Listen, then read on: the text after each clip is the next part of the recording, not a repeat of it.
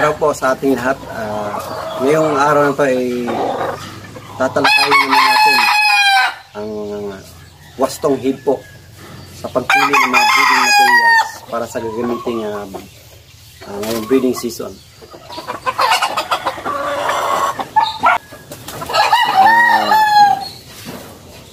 Sa babae po, yung gusto ko ay bilog yung katawan, tsaka balanse yung buntot, pencil fit, tsaka pula ang mata,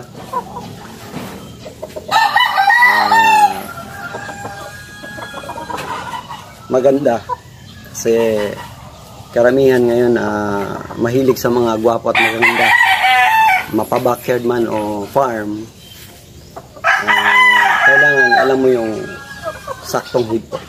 Para sa akin, bilog ang katawan, balanse ang buntot, mapula ang mata, at pencil fit.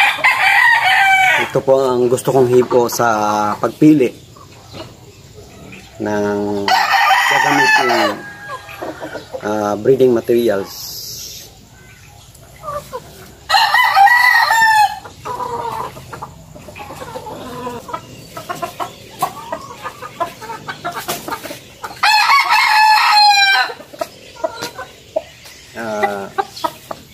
Sa lalaki naman medyo mataas na konti ang katawan, pencil fit, saka pula ang mata, balanse yung buntot, saka ito yung tinatawag nila na football shape, kumbaga magandang sukat, magandang paa, saka luwang-luwa po ang mata. Isa po siyang healthy material po. Ito po ay isang sweater.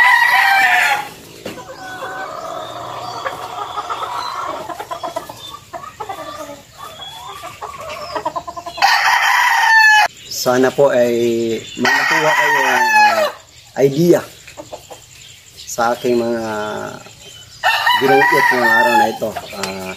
Hindi ko po sinasabi na sundin nyo, base lang po yun sa pansarili ko po. Opinion ko lang po yun. Kung ano po ang hiyang sa inyo, kung anong hipo ang gusto nyo, yun ang piliin nyo. Magandang araw po sa lahat.